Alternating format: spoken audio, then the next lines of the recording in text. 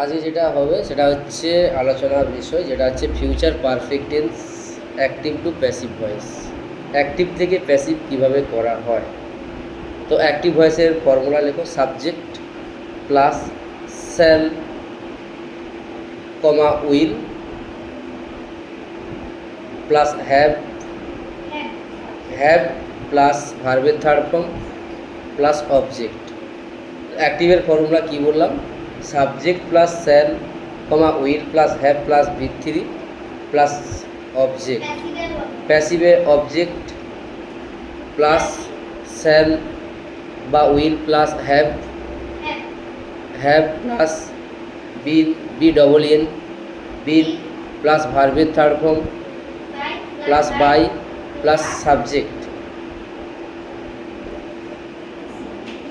for example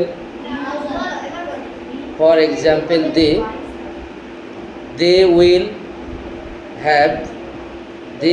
have built